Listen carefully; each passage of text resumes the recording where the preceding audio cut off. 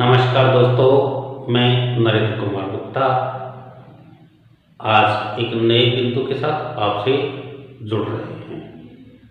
देखिए, हमने पिछले वीडियो में प्रश्नावली 3.1 और 3.2 के सवाल किए।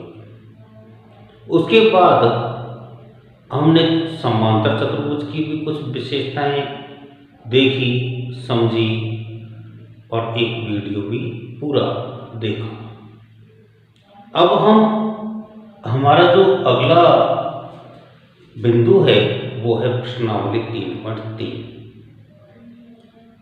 अब इस 3.3 के सवालों को हम हल करने से पहले सबसे पहला काम हमारा सब्सक्राइब का होता है। हम उसको पूरा करेंगे। अगर अब तक भी आपने उस काम को पूरा नहीं किया है तो सबसे पहले सब्सक्राइब करें। फिर उसके बाद हमको वीडियो देखनी है, अंत तक देखनी है, तो देखते रहिए। हमने समांतर चतुर्भुज की विशेषताएं सीखी और उसमें ये भी देखा था कि सम्मुख भुजाएं बराबर होती है, सम्मुख कोण बराबर होते हैं, सम्मुख भुजाएं समांतर होती है, विकर्ण एक दूसरे को समद्विभाजक करते हैं। तो यहाँ हम उन नियमों का पालन करते हुए हम एक एक हमारा जो सवाल है उसको हल करेंगे। देखिए, इस चित्र के माध्यम से हम इन सवालों को हल करेंगे। यहाँ ये कह रहा है AD बराबर, अब AD के बराबर हमारे पास BC भुजा होती है, तो हम लिख देते हैं कि BC। परंतु हमको इसका कारण बताना है, क्यों है ये बराबर, कि समांतर चतुर्भुज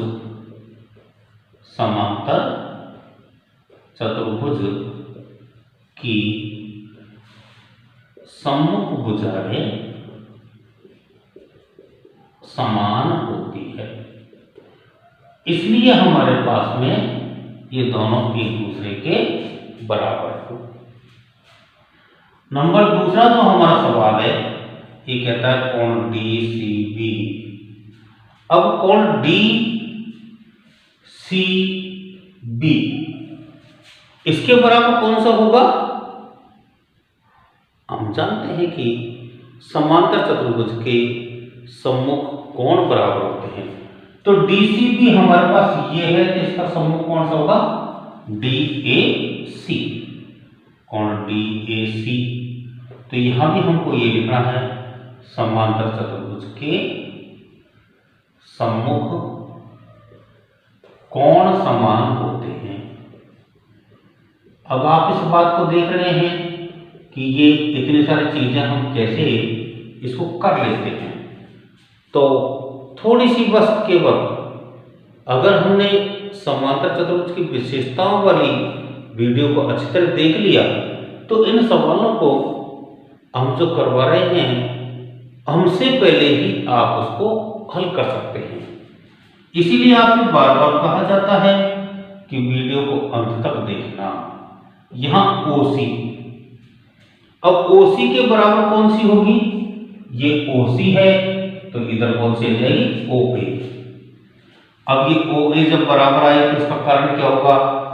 विकर्ण समद्विभाजक होते हैं, समद्विभाजक होते हैं। अब आप इस बात को जान लें। फिर चौथा, देखिए इस सवाल के अंदर हमारे पास में एक चतुर्भुज यहां दे रखा है और एक यहां दे रखा है। ये कह रहा है कि XYZ का मान ज्ञात करो।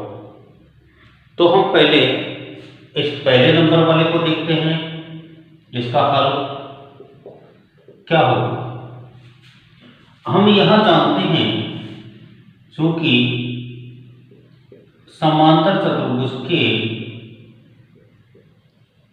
सम्मुख कोण समान होते हैं, जानते हैं हम अतः अब हमारे पास किसका मान दे रखा है, कोण बी का। तो कोण बी के बराबर कौन सा होगा, कोण डी बराबर कोण बी। डी का मान कितना है y और इसका मान कितना है 100 डिग्री। अब आप देख रहे हैं y का मान हमने ज्ञात कर लिया, तो अब x का भी ज्ञात कर लेते हैं। तो यहां हमारे पास में कोण C बराबर प्लस कोण C और कोण B, इन दोनों का योग 180 डिग्री होता है। क्यों होता है, क्योंकि ये अंतः कोण है और अंतः कोणों का योग 180 डिग्री होता है। तो यहां पर हमारे पास B का मान दे रखा है, कितना, B का मान देखिएगा आप, देखो यहां पर B और C दोनों के मान हम लिखते हैं। C का मान तो कितना है x और B का मान कितना है 100 डिग्री और दोनों का योग कितना होता है 180। तो x का मान कितना आ जाएगा 180 माइनस 100, x बराबर 80 डिग्री। अब आप इस बात को समझ गए। यहां जब x का मान आ गया तो हम इस बात को जानते हैं कि ये दोनों कोण भी एक दूसरे के बराबर होंगे।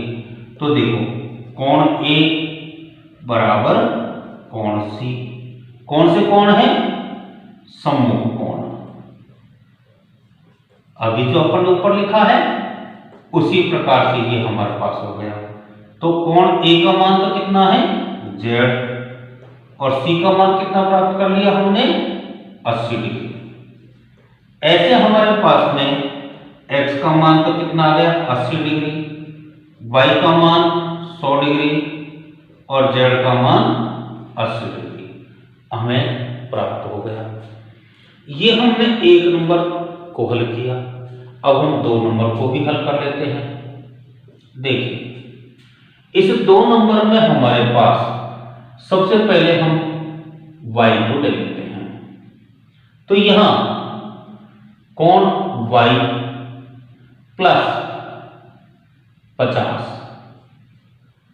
बराबर 180 डिग्री, क्योंकि ये कौन से कोण हो गए, अंतः कोण हो गए और अंतः कोणों का योग 180 डिग्री। तो हमारे पास में कोण y का मान कितना आ गया 180 माइनस 50, कोण y बराबर 130 डिग्री। अब y का जब मान आ गया तो x के बराबर होगा ये, कोण x बराबर कोण y, कौन से कोण है ये, सम्मुख कोण। और समांतर चतुर्भुज के सम्मुख कोण हमेशा बराबर होते हैं, इसलिए x का जो मान है वो y के बराबर हो गए। अब x का भी आ गया y का भी आ गया, कौन सा कोण बच गया z। आप इस बात को देख रहे हैं कि समांतर चतुर्भुज की जो रेखाएं होती है वो समांतर होती है, भुजाएं जो होती है वो समांतर होती है। अब जब एक भुजा को और आगे बढ़ा दे तो यहां पर हमारे पास एक z की आकृति का कोण बन जाता है और z की आकृति का जो कोण बनता है वो क्या होता है, एकांतर कोण होता है। तो लिख देते हैं यहां एकांतर कोण। अब जब एकांतर कोण का पता लग गया तो हम इस बात को जानते हैं कि ये y के बराबर हो जाएगा। तो y का मान कितना है 130 डिग्री, तो इसका मतलब हो गया कि z का मान भी 130 हो गया। अतः x बराबर 130, y बराबर 130 और z बराबर भी 130। ऐसे हमारे पास ये आंसर हमको प्राप्त होते चल रहे हैं। तो आप समझ चुके हैं इस बात को। अब आपको एक काम करना है, लाइक वाला जो बटन है उसको दबाना है और लाइक करना है, जिससे हमको आगे की जो वीडियो है वो बहुत अच्छी तरीके से समझ आ सके। तो चलते हैं अगले सवाल। जो ये आकृति हमको दे रखी है, हम इस आकृति में देखते हैं कि यहाँ जो x का मान है ये कितना हो जाएगा, 90 डिग्री। कौन सा कोण है ये? आप इन कोणों के बारे में अच्छी तरीके से समझना है। मैंने एक वीडियो इन कोणों के समझने के लिए भी तैयार किया हुआ है, आप उस वीडियो को जरूर देखना, जिससे हमारे पास में ये चीज समझ में आएगी। एकांतर कोण, सम्मुख कोण, ये सब प्रकार के कोण उसके अंदर आपको देखने को मिलेंगे। अब देखो, ये शीर्षाभिमुख कोण है, इसलिए क्रॉस वाले जो कोण होते हैं वो शीर्षाभिमुख कोण कहलाते हैं और ये हमेशा बराबर होते हैं, इसलिए हम इस बात को जान गए। अब हम इस बात को जानते हैं कि x प्लस वाई प्लस 30 बराबर 180 क्यों है? क्योंकि यहाँ एक त्रिभुज बनता है और त्रिभुज के अंतःकोणों का योग हम इसमें कारण लिखेंगे। त्रिभुज के अंतःकोणों का योग। आप इस बात को जान गए कि ये 180 डिग्री होता है। अब यहाँ x का मान हमारे पास 90 डिग्री है, तो हमें y का मान चाहिए। ये y का मान हमें ज्ञात करना है। तो देखो, y बराबर कितना हो गया, 180 में से हम इसको जोड़कर घटा देते हैं तो कितना आ गया, 60 डिग्री। अब x का मान आ गया, y का मान आ गया, हमें किसका मान ज्ञात करना है, z का। तो z जो है ये हमारे पास वही आपको मैंने बात बताई थी कि ये जो z है वो z की आकृति में बना हुआ है। तो z बराबर किसके हैं, y के। कौन सा कोण है यहाँ, एकांतर कोण। अब एकांतर कोण होने की वजह से z का जो मान है वो y के बराबर हो जाएगा। अतः हमारे पास x का मान तो कितना, 90 डिग्री, y का मान 60 डिग्री और z का मान 60 डिग्री, ये हमको प्राप्त हो गया। जो चौथे नंबर का सवाल है, जो आकृति आपको दिखा रखी है, बिल्कुल हमने जो सेकंड नंबर की आकृति की थी उसी तरीके का हमारा सवाल है। तो यहाँ z का जो मान है वो हो गया 80 डिग्री। क्यों हुआ, क्योंकि ये संगत कोण है। अब इसके अलावा y का जो मान है वो भी 80 डिग्री होगा। ये कौन सा कोण है, सम्मुख कोण हो गया। और x का जो मान है वो कितना हो जाएगा, आप इस बात को देख रहे हैं कि x का जो मान है अगर हम इसमें 80 जोड़ देते हैं तो 180 हो जाता है। क्यों होता है, क्योंकि यहां पर अंतःकोण आते हैं।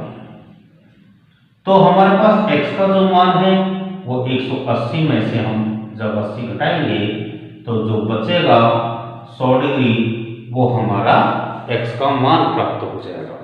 ऐसे हमारे पास में x का मान 100 डिग्री और y का मान 80 डिग्री तथा z का मान 80 डिग्री प्राप्त हो जाता है। अब तो आप लोग सवालों को करना सीख भी गए हैं, इसलिए अगली वीडियो में अपनी फिर मुलाकात होगी। तब तक के लिए धन्यवाद।